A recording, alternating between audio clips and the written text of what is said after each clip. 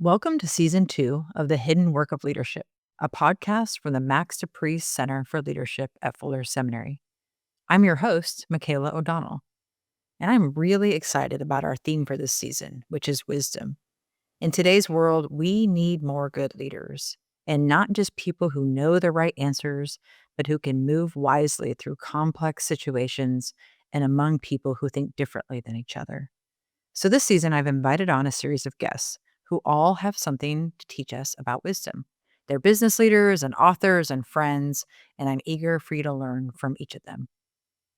Today's episode features Tracey Gee, author and leadership consultant, who says that over her work with thousands of leaders, one thing stands out.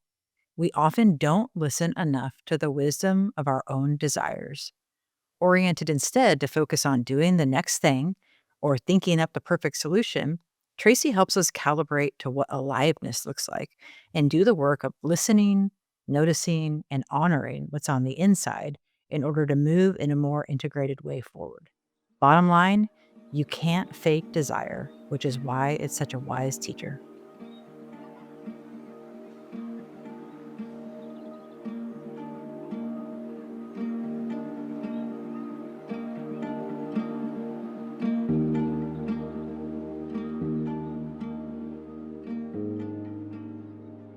Hey, Tracey, welcome to the podcast. Thank you so much, Michaela. Yeah, it's a treat to have you here. We were talking a bit before we recorded about how I first met you when you actually come to consult for our team, and you helped our team through a bunch of stuff. And so I've been a fan ever since then. And now you've got a book out, and I'm really, really excited for listeners to kind of get a peek into your mind today. I'm so honored. Thank you. Okay, so for those just tuning in, and Tracey, maybe for you, this podcast it sort of was birthed out of some data, a research project that my colleague Meryl Herr and I at the time did together. And this project was all about what does it look like for leaders to flourish. And one of the things that we found is that people had, whether they were in formal leadership positions or not at the time, they really leaned in to all of this tough stuff. They kind of didn't go at it alone. They were oriented by hope. And when we would ask follow-up questions in the interviews, we would learn that some of the most formative and important moments in leadership were not the things that were happening in the spotlight. They were not the things other people could see. And we started developing this phrase of the hidden work of leadership. And so, so this podcast is really meant to kind of get after some of that stuff, to peel back the curtain a little bit. You've worked with lots of leaders. You are a leader yourself. And this season, the theme is wisdom. So putting those two things together, the hidden work of leadership when wisdom is needed. Okay. So I want to start with asking you two questions. How do you think about wisdom, and where do you think it comes from? Such a good question. I think I love the theme. I think wisdom is so essential because to me that communicates not just head knowledge, but really the work that involves your heart and your soul and your intuition, which I think is it's very different than a hierarchical way of talking about leadership. It's such more grounded and holistic, and that's the kind of model of leadership that I aspire to and that I am drawn to. So I think for me, it brings up a lot of that. It comes together with that thought.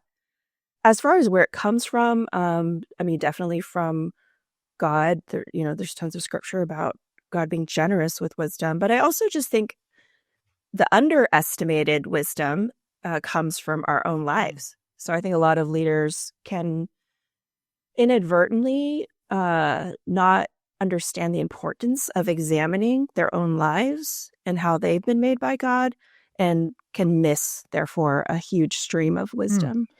Okay. Why do you think it's so common for us as leaders to under-examine our own lives? I think it's probably not unique to leaders. I think it's all of us. But I think there's just a human tendency. So maybe that's the way I should say it is. There's a human tendency, I think, to just be focused on, again, the right next thing to do, the forward movement. I have yet to meet a person that doesn't feel busy, so I just think the pace of life and the urgent things can crowd out that space to look and to reflect again, which is why I'm so in love with the podcast name and theme, because I think that is where the important stuff happens, but it also just gets lost in the busyness of life. Okay, thank you. That's so helpful. I'm going to hold up your book now for those watching, and for those listening, I'm going to read off the cover. The Magic of Knowing What You Want, a practical guide to unearthing the wisdom of your desires. I honestly was really struck by this back half of the subtitle, the wisdom of your desires. So in that, you're implying, it's kind of what you just said, right? It's a much more grounded, much more center, but it's also affirming that something already lives within us. So can you just unpack this phrase for us a bit more? Thank you for noticing that. It was very intentional. As an author yourself, you know how much time and thought goes into every word that's chosen. And that was meaningful to me because I think that the idea of desires is often much more associated with negative things, with sin or with mistakes or the downside of what can come by being overly focused on your own desires. But I think what I was trying to bring, or what I am trying to bring in this, is to say there is another side to our desires, which is wisdom, which is a window into, again, who we are, who we've uniquely been created by God to be, and how we live out our purpose and impact.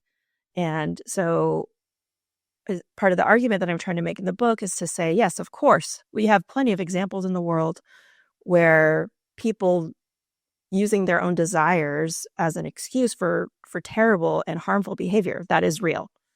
But I think I have just seen so many leaders who have shut everything off that has anything to do with listening to what we want and to relating to our desires, that it starts to be harmful in a totally different way, which is to cut us off from a way that God can speak. And so I think that's part of what I'm trying to communicate, even with that phrase. Yeah, I'm thinking about I don't know when this was, years ago, the first time in kind of an explicitly spiritual formation context, somebody had me do a body scan. And I, for those of you listening who are unfamiliar with that term, a body scan is literally when you just quiet your heart and mind and body, and you listen to how your body feels, starting at your head, mouth, shoulders, all the way down. And I remember thinking, wow, like there's these spots of my body that are radiating. And I didn't know, because I wasn't asking, I wasn't looking. I had kind of shut something off. Now this is like a physical knowing, right? A bodily knowing. There's all kinds of knowing that we hold. You just touched on it a bit, but I want to pull at it a bit more. So at the Dupree Center, one of the things we talk about a lot is purpose and calling. We're careful not to undermine that those can be very privileged, very Western concepts of, what am I supposed to do? But you draw this helpful contrast between purpose and desire, saying, we like purpose. It feels like a good word. I'm going to add now my phrase. It's kind of a self-actualization word, but desire is something that we're less willing or accustomed to going toward. Why do you think that is? Yeah. I think there's so many reasons. I think there can be cultural reasons that are behind that. And I think there's gendered reasons behind that. I think for a lot of women, we're socialized to listen to what everyone else around us needs. So it can often feel very different focus and energy to start with ourselves and to do that in inner knowing and listening. I think for those of us that have been around faith context, there's a lot of theology and teaching that preaches against desires and preaches that, that can be seen as something that's very counter to the will of God.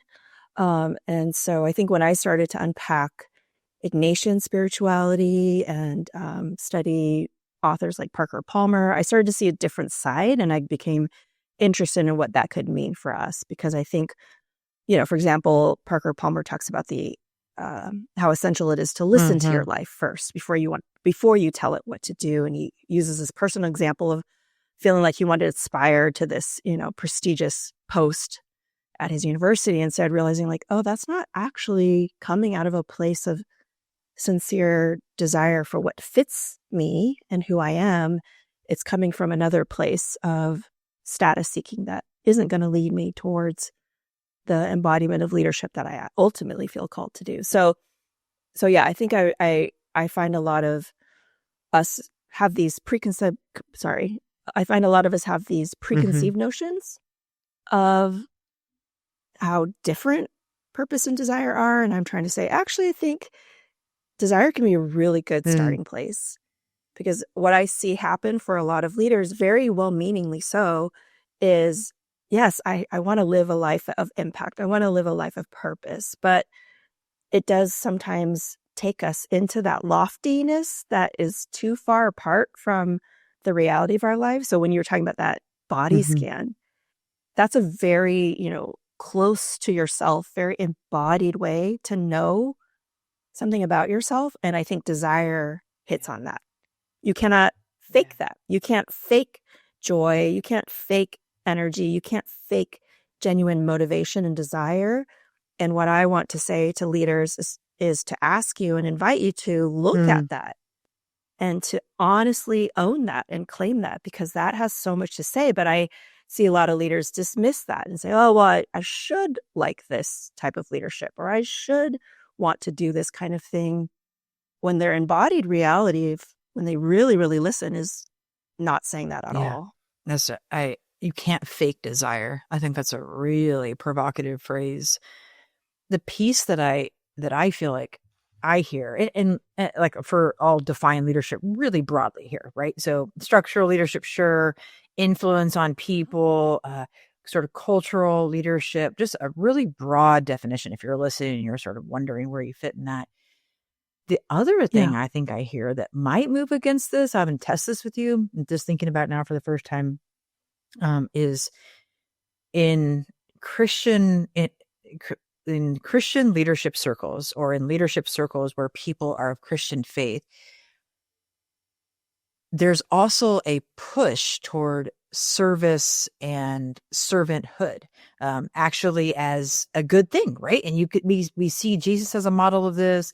You even look at someone like the story of Moses, who's liberating in service of a people, and that kind of service. I wonder if sort of a cultural push toward that, even in Christian circles, even in spaces of faith, but certainly beyond, if that says our personal desires might not matter as much. Like, what do you think about the relationship between the push to be servant leaders, I'll use that phrase, and our own desire?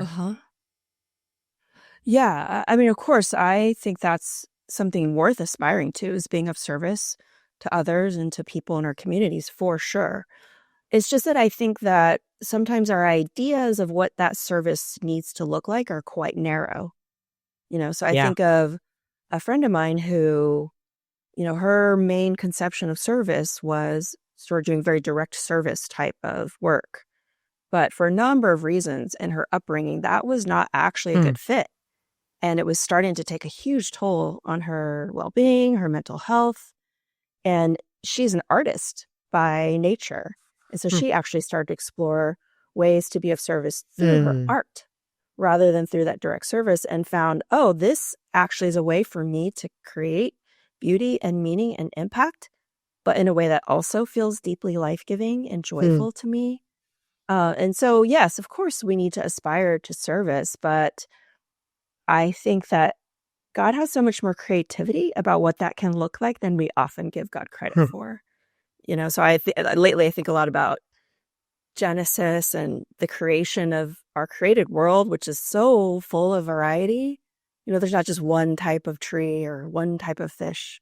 God seems to be very delighted by tons and tons of variety. And I think the same is true of leadership and service and impact, that this can look a number of different ways, but sometimes we get locked into a very specific version of what we mean by that. And we start to equate those things like, oh, I need to be of service means I must be in direct service, or I want to be of service means I have to live overseas as a missionary. That's the only form.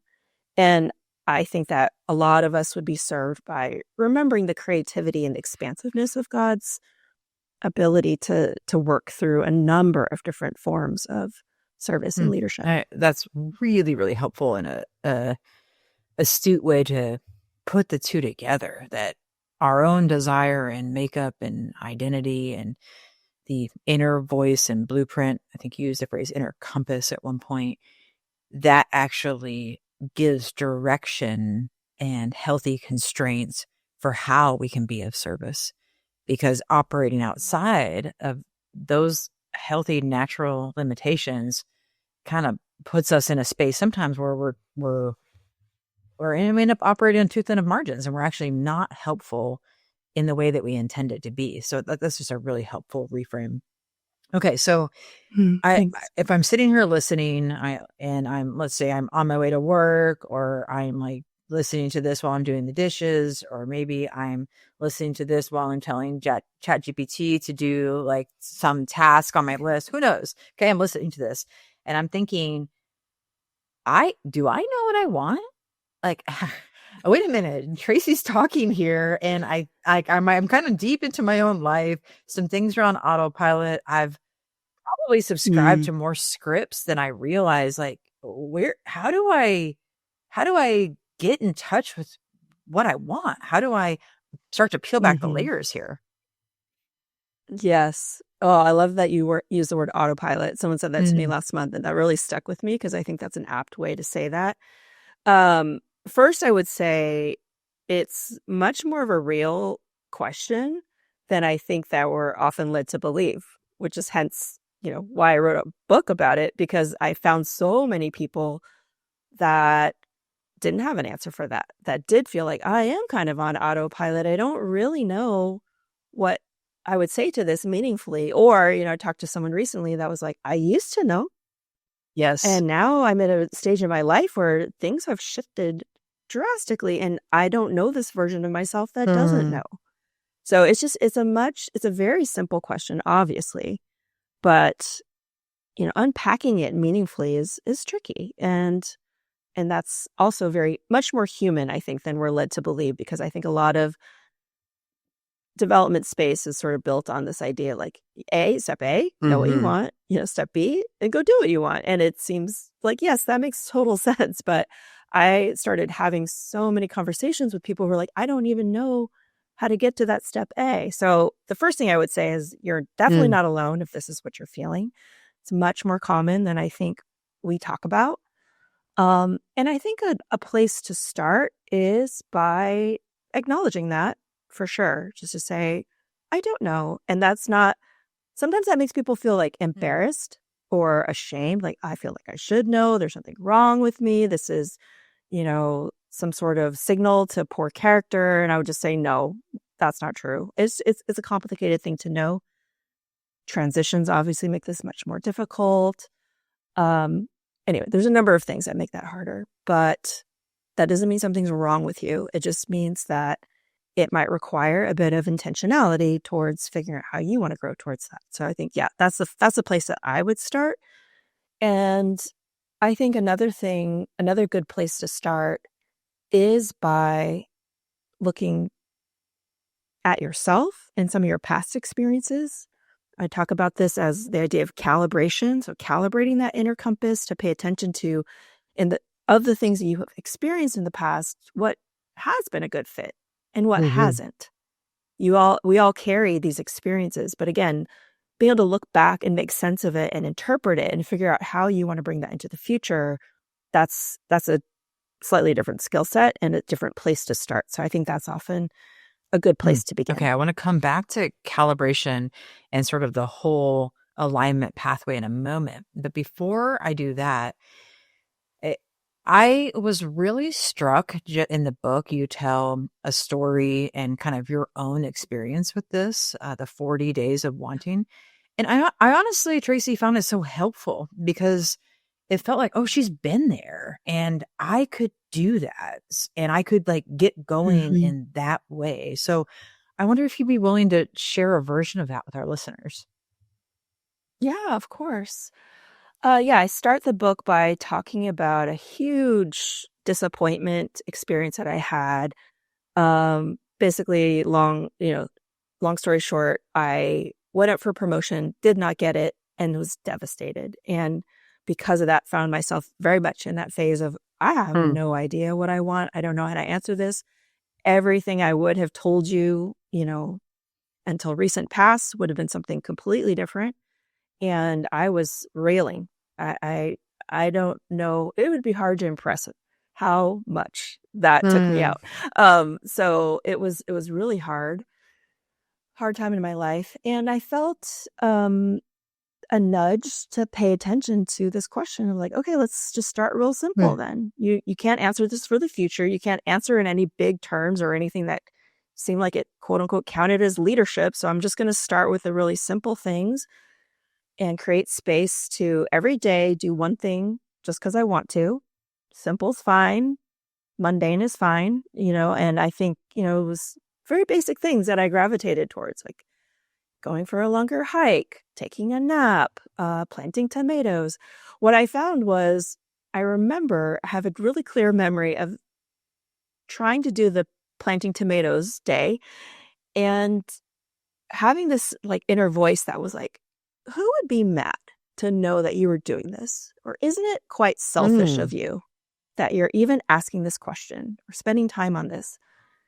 And I remember noticing that and then having a second step to say, wow, that's a really Mm. extreme narrative. That's a really extreme thing to feel. I'm just planting tomatoes. It's not that big of a deal. And yet there was this really strong Mm. voice in me that was saying that this is bad. This is selfish. Like, what's wrong with you? Very accusatory.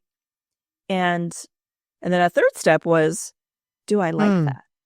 Do I like having that voice in my head? Do I want that to be true of my experience? And do I think that that actually reflects the character of God that I know to be true?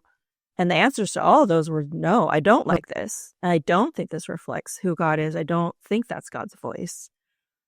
So it became a really fascinating experiment, not just in what I was doing, but the process of what that uncovered about how I conceived of myself, how I conceived of listening to myself in that way, how I imaged God being in that or not in that, and this whole topic of desire. So yeah, it was at the time I don't think I realized how significant that would end up being, but it was those small Mm-hmm. things that almost reset something in my soul of how to relate to this part of myself that helped me later make bigger choices towards what I wanted and towards what I felt like God was inviting me to. But yeah, those small moments were just me in my backyard with a tomato plant ended up being quite Mm. formative. That is so helpful. As you were talking, I was sort of cataloging through my own head. I wish I'd had your framework earlier, but a season not long ago, actually, within the last, Mm. 18 months, where I realized I was doing a lot of things because other people thought I should do them. And in some ways, I'm still coming. I'm not fully out of that, but to your point, and I'm sharing this to underscore it. I think the thing that has been churning for me is the really simple, like rewiring of the muscles that I was like, I didn't even know.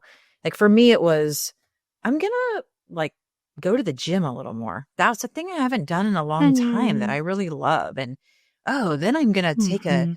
tennis lesson because I want to learn a new sport. And oh, I'm like laughing Yeah. doing this and having so much Mm. fun. And that is Yeah. very important to me, which then to your point Mhm.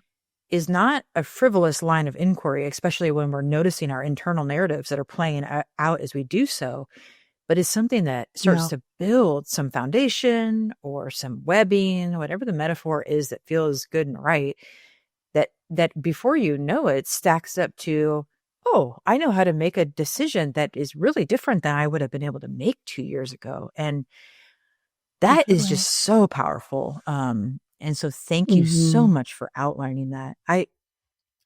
Thanks for sharing Yeah, that. for sure. The other thing that I love many things about your book, but and you're starting to get into it here, or starting to get into it, is that you're not just talking about desire, about longing, wanting, reframing in a healthy way as an abstract concept. You give like actual steps to be able to do this, and I find those really helpful because I think they're, for me at least personally, when I'm not quite sure of how to do something, structure ends up being a friend. It doesn't mean I always stay in the structure Mhm. really, strong the whole way forward, but that structure, the structure you provide is so helpful and good. So I'm wondering if you can, on a high level, sort of take us through what you call the authentic alignment pathway, which is kind of how we do the work that you've been talking about. Mhm. For sure. Yeah, I think it's the pathway is trying to encapsulate, I think, this movement between the inner knowing of what you want and how that's meant to live in your life. So there's a back and forth between inner clarity and outer clarity, and there's an inner relationship between those things. I mean, quite simply, it starts with, like I said, that idea of calibration, which is paying attention to your unique makeup and what aliveness and thriving looks like in you and what it does not, and being able to have some ability to articulate that and know that for yourself and trust that, versus like tamping it down or trying to push it away. Then it moves towards expansion, which is trying to think about what could be possible. Let's think with more creativity. Let's think with more openness. So if, calibration is fine tuning the inner compass that we have, then expansion is like, okay, where's this map going? Like what could be possible? Where could you take this? And again, it's sort of an opposite energy to how I find that we tend to relate to our desires, which is to try to shrink them as small as possible and minimize them and make them as inconvenient as they possibly can be. And this is the opposite of that. And then it's moving towards the idea of Mm-hmm. experimentation, because I think another way that people often get stuck is they think, okay, I have to know the Mm-hmm. perfect thing. And when I know the perfect thing, then I can go do it. And in absence of that, if I don't know what I want, then I'm just Mm-hmm. stuck. And I'm thinking and I'm making pros and cons lists and I'm going around and around and around. Um, I like to try to help people flip that and to say, actually, some of the clarity that you're looking for will be found through action, not just more and more reflection, though I'm a giant fan of reflection. So the way that I talk about it is there are questions that are thinking questions and questions that are doing Mm-hmm. questions, and you cannot think your way through a doing question. Some of the clarity that we need as far as, understanding what do I truly want and what does that look like in my life, you can't know that by simply thinking about it. Some of that's going to require some action. And then finally, I talk about this idea of integration, which is that full bringing together again what you want, what you discover along the way, the learning that you find when you experiment, and then bringing that with the real life outcomes, because a lot of this is uncertain. A lot of it is, you can't predict. So I try to help people basically make peace with the uncertainty of this kind of thinking and this kind of process, to say that's Mm-hmm. good. That's a good thing. We talk about like pain tolerance, like how high is your pain tolerance? And I want people to have a healthier uncertainty Mm-hmm. tolerance, because if you can't live with that, you probably can't entertain these questions very far. So it's trying to say, okay, there's going to be curveballs, there's going to be amazing things, there's going to be disappointment, there's going to be ways you got to keep going. That's all part of the process. So that's in an overview of what I talk about. That I love that so much. And I'm thinking about kind of our theme and our word of wisdom here, and the process that you outlined. It feels like containers that help us unearth and um, wonder and try and decide and integrate the wisdom of our desires. And I'm just like, that's really a beautiful process. I was trying to, I was kind of going through it and I was like, okay, which of these, I don't know, like self-evaluating at every stage. So that probably says something about me, but I'm like, which of these is easiest for me? Which one's hardest for me? And we've talked a little bit about Mm-hmm. the Enneagram before. You're a 3, correct? Is that right? Okay. I am. Oh, I roll. Yes. Why did I get it? Why was there an eye roll there? Oh, just I feel like if you know your Enneagram, you're also aware of like the shadow of Sure. it and the Yeah. limitations of it. Yeah. So that's mostly All that. great things the world has handed to Enneagram 3s though. So thank you for your service. So I'm a 7. So like also that, which is Mm, just, the shadow side can kind of move before you think, feels a little scattered. Everything is fun. Sometimes how does it all, go together, and underneath all of that, avoid pain, pain, pain, right? Just that's the mantra. So when I was thinking, so I'm like, maybe it's dictated, and this is part of the question for you. Maybe it's dictated by personality or other things, but do you find, like, I looked at your list and I was like, I actually think that the calibration might be hardest for me because it's this mm, stopping, it's this reflection back, it's this present to the present mm. things that are hard for someone who wants to live in the future. Do you find that different stages are hard for different people, or is it like, how does that work? Okay. Definitely. I'm always fascinated by how people identify that for themselves. So, and it truly is different for everyone. I love the layer that you're adding with Enneagram. I've not tried to overlay that. So that's fascinating. You've given me, just blew my mind, and I need to go think on that. But yeah, for sure, I find that different people struggle with one of those more than the others, or some are more natural depending on their makeup, depending on their experiences. So some people will say that about expansion. I hear it a Mm, lot, maybe a little bit more than the others.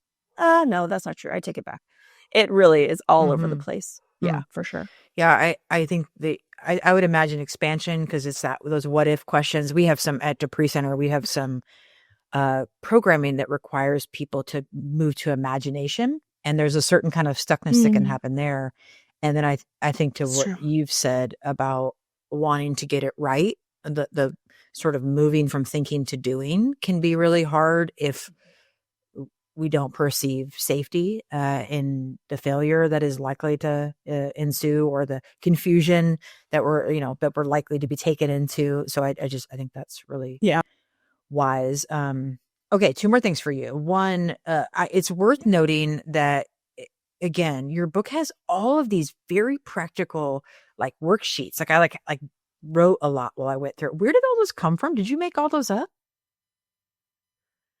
With the exception of the expansion one, which is an adaptation of one that I read Yeah. about. Yeah, I created those, and it came out of probably one of the things that I find very humbling, and I'm very grateful when people say that it does feel practical, like there's practical help in the book. That means a lot to me because a lot of this came out of working with real Mm, people. And so it was through the process of, you asked me about the 40 mhm, days, and my process of going from that to getting more clear on what I wanted and moving towards that. I had lived that, but it wasn't until I started working with people where I was like, wait, you're going through this too. mhm. And in the beginning, I'd have people approach me to say, this is what I'm struggling with. I was like, I know exactly what you're talking about because I've been there. Wow. And I would say, well, let me design a plan for you. Like if we were going to work on this together, here's how we could do it. Here's the conversations I'd want us to have. Here's like a process. And then I started noticing that the more people that came to me, it was the same process I was Oh, wow. recommending. So that was sort of the first step, like, oh, I'm starting to repeat myself. So I think this is just, what I can offer folks in this stage. And then I started noticing, wow, it actually does help The people. Like when we're doing this together, the way it helped me, it's helping them the too. So it was this revelation of, oh my goodness, like this, it sort of developed over time, and it developed through working with real folks in their lives and in their contexts. And I learned about it. I, got curious about it. I noticed what was similar, what was different. The calibration, I do that kind of thing all the time, and I never get sick of it because it's so different for mm, each person. Like it's truly unique to them or to their team. Anyhow, so that, you start to notice all the unique things and all the similarities, all the compare and contrast is, I just loved to nerd mm. out on that. And so the tools that I developed came out of that Yeah, they process. feel really human to me. So Mm. your narration that they were the result of people having questions that were not dissimilar from yours, and you designing with their needs in mind, and then over time refining and finding the patterns and then offering it to all of us in this book. That embodies a kind of wise creation, I would say, over the arc of being with people that, so thank you for doing that. Thank you. Okay, last question. So at the Dupree Center, one of the things that we do is we talk about the thirds of life and leadership a lot. Those in the first third, right? Those are kind of getting going in work. Maybe they don't hold structural positions yet. Maybe they are really clear about some things they want and very unclear about other things. People in the second third, some of the themes there seem to be overwhelmed, a lot coming at them. They got family sometimes, work, pressures are mounting. And then third, which is often marks a season of professional transition in one way or another. And people are asking longer term questions, and I have so much wisdom and purpose to pass on. But honestly, you're asking new questions about desires. So we think about our work in terms of those thirds. So a question I like to ask people is, if you could go back. So let's say you're going back to first third Tracey, 25-year-old Tracey, and you could offer her some advice about unearthing the wisdom of her desires. What would you say? I know what I would say, because I say this to everyone in that stage of life nowadays, is to keep a list of all the things that you do that bring you deep joy. In the book, I talk about them as peak experiences. Notice those, write them down, add to that list, and know that that is unique and sacred. I think a lot of people, and I would include myself as my younger self, you get these clues, you get these things that happen, these experiences you have that I think are God-given treasure, but we don't even know what we're looking at. So we just rush past it. And so for everyone that I talk to that's early in their career, early in their journey, I want to tell all of them, please notice these things. Notice that they are what they are in the first place, and know that they are it's really rare and sacred and beautiful, and not the same as everyone else. Because I think sometimes we have these things and we're like, oh, anyone could have done that. Or, sure, everyone would feel the same way. And after speaking to hundreds and thousands of people, what I have learned very much is that is absolutely not true. It's wildly different for each of us. And the more that you can notice that and honor that and own that for yourself, the more that you'll have that insight into who God has made you to be. And I think that is so essential. So if I could go back in a time machine, I would tell 25-year-old Tracey to notice that, because when I look back now, I can see some of those things, but I didn't know that was important, or I had rationalizations for why it wasn't, or just didn't, I think, pay enough attention to those things. Thank you for inviting us to notice. I mean, even as a 41-year-old, I'm like, oh, I don't think I have a joy list. I should start one, or I should go back and reflect over the last decade or so and see what I can come up with. And honestly, I think your book is you have the peak experiences. It's a helpful tool to do that. Thank you for inviting us to notice, to honor, to listen to, and to expect that our desires have truth in them, they beauty in them, and that there is wisdom in them. And thank you so much for being on the podcast today, Tracey. Oh my gosh, such a pleasure. Thank you for having me. Thank you for tuning in to The Hidden Work of Leadership. We hope you enjoyed today's episode and found it insightful.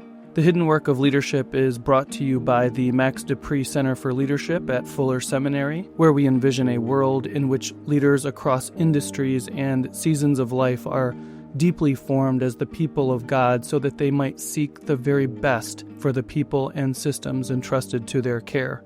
Our episodes are produced by Justin Heap, who ensures our engineering and editing is engaging and sounds just right. If you enjoyed this episode, please consider subscribing, rating, and reviewing us on your favorite podcast platform. It really helps us reach more listeners like you.